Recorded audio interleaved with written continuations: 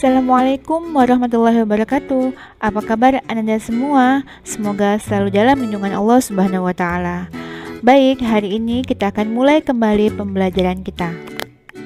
Siapkan alat tulis dan ingat, perhatikan sampai selesai ya. Mata pelajaran kita hari ini adalah tematik 5F, subtema kedua. Mari kita buka pembelajaran hari ini dengan melafazkan basmalah. Bismillahirrahmanirrahim. Selanjutnya doa belajar. Rabbi zidni ilma warzuqni fahma. Ya Allah, tambahkanlah ilmu kepadaku dan berikanlah kepadaku pemahaman. Amin. Nah, hari ini kita akan belajar 1. Membuat ringkasan teks eksplanasi dari media cetak dengan menggunakan kalimat efektif. 2. Menjelaskan macam-macam perpindahan panas. 3. Menjelaskan hak, kewajiban, tanggung jawab sebagai warga masyarakat. Selanjutnya, kita akan masuk pada pembelajaran pertama, yaitu membuat ringkasan teks eksplanasi dari media cetak dengan menggunakan kalimat efektif. Sebelumnya, kalian sudah mempelajari apa itu teks eksplanasi. Nah, pada kesempatan kali ini, kita akan membuat ringkasan dari teks eksplanasi tersebut. Ringkasan adalah inti sari dari suatu teks yang terdiri atas pokok pikiran tiap paragraf.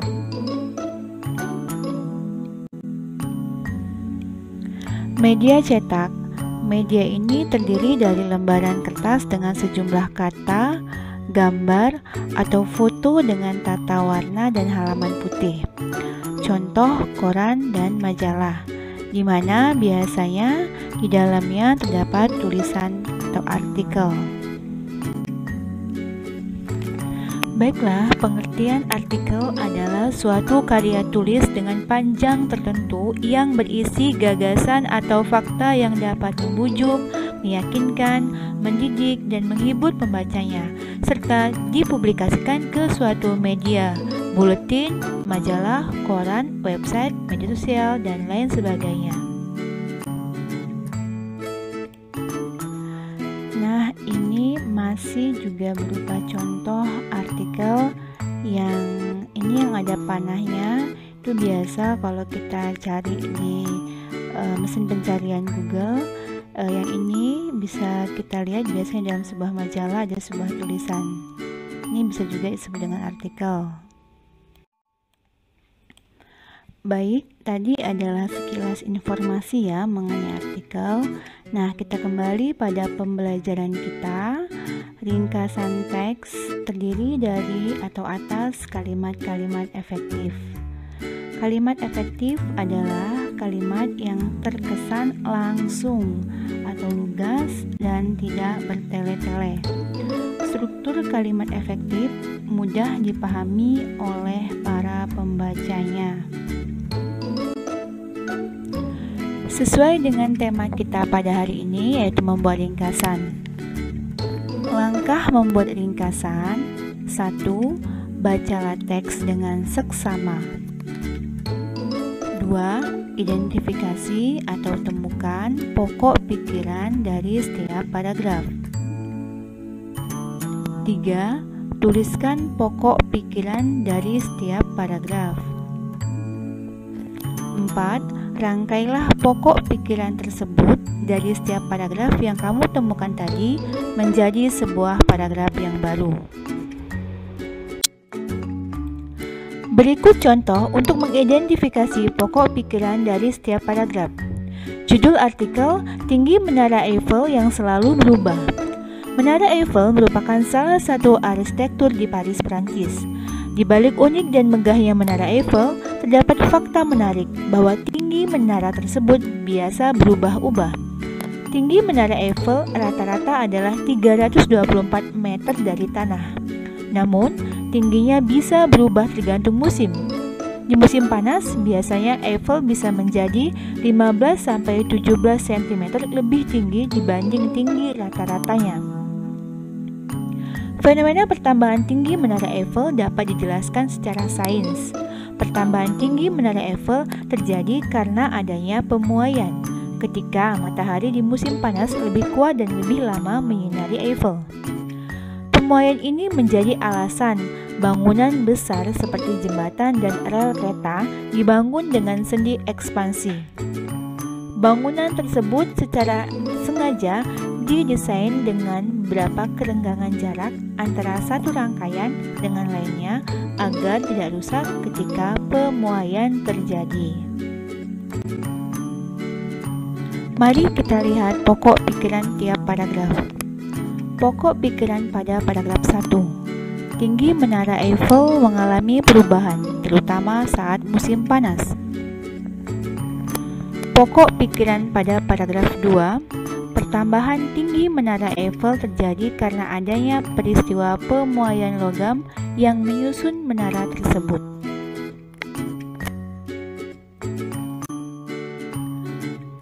Dari dua pokok pikiran tersebut, maka ringkasan yang dapat kita buat adalah tinggi Menara Eiffel di Perancis dapat berubah-ubah, terutama saat musim panas. Hal tersebut terjadi karena Menara Eiffel yang tersusun dari logam mengalami pemuaian akibat paparan panas matahari. Ananda semua, saat kita membaca dan mencoba membuat ringkasan dari teks eksplanasi, mari kita nikmati sejenak minuman hangat kita. Apakah saat memegang cangkir hangat kalian, tangan kalian akan terasa hangat?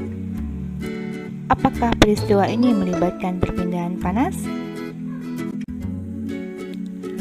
Kalor atau panas dari suatu benda dapat berpindah. Contohnya, panas matahari yang sampai ke bumi dapat kita rasakan. Tubuh terasa hangat saat berada di dekat api. Kalor atau panas berpindah dari benda yang bersuhu tinggi ke benda bersuhu rendah. Ada 3 cara perpindahan kalor, yaitu secara konduksi, konveksi, dan radiasi.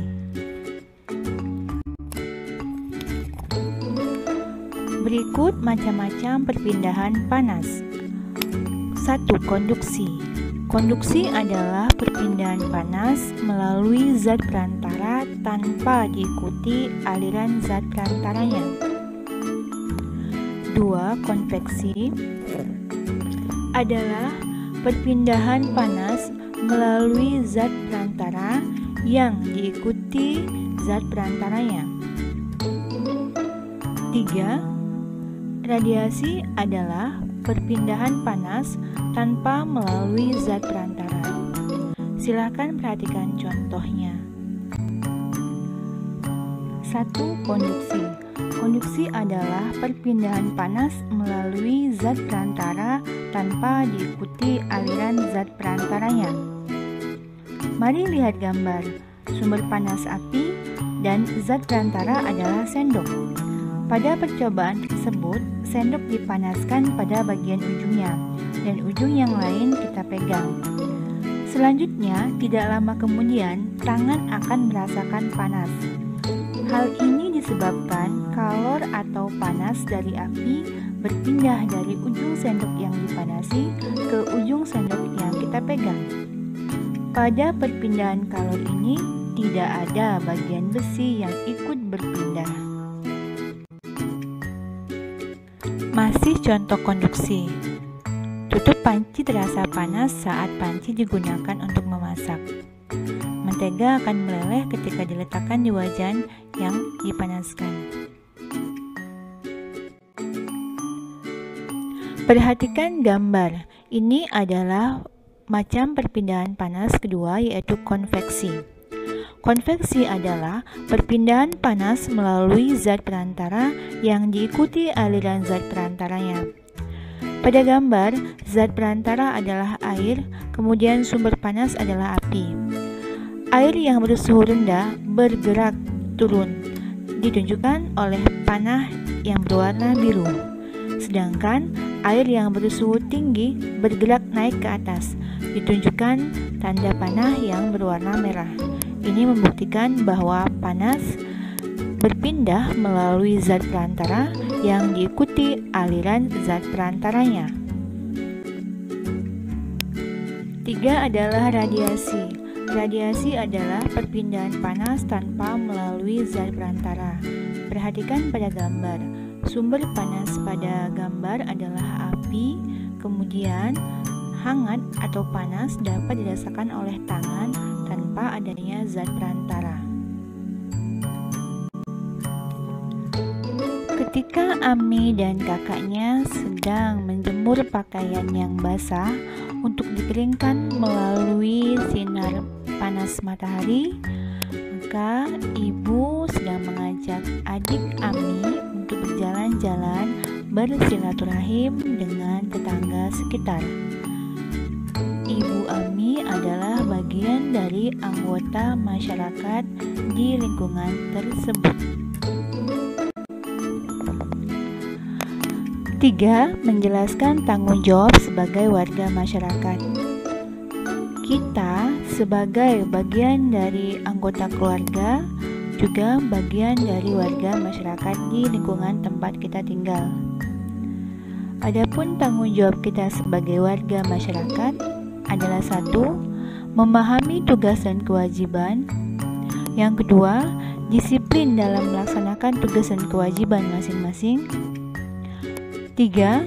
Tidak mengulur waktu dalam melaksanakan tugas dan kewajiban. 4. Tidak mencari alasan untuk tidak melaksanakan tugas dan kewajiban. 5. Menghormati hak orang lain.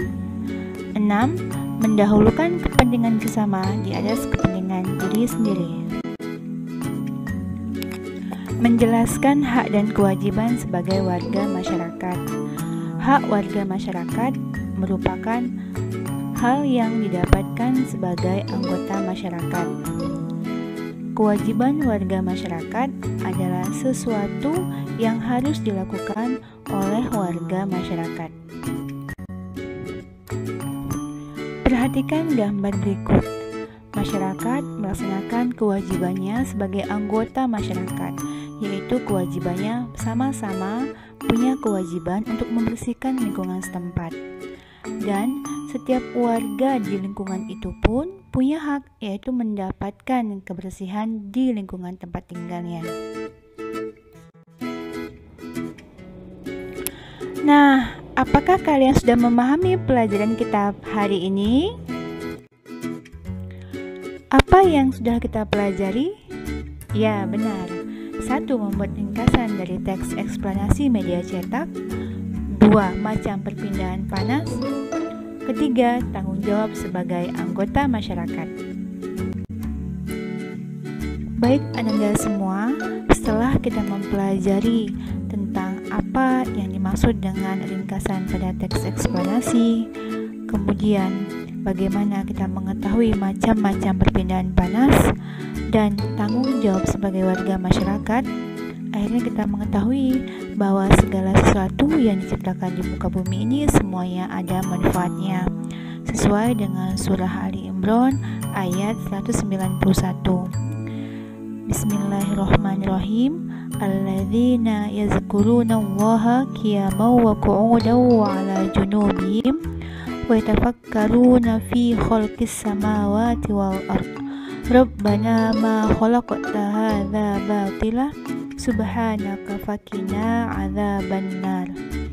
Yaitu orang-orang yang mengingat Allah sambil berdiri, duduk atau dalam keadaan berbaring, dan mereka memikirkan tentang penciptaan langit dan bumi seraya berkata, Ya Tuhan kami, tidaklah Engkau menciptakan semua ini sia-sia.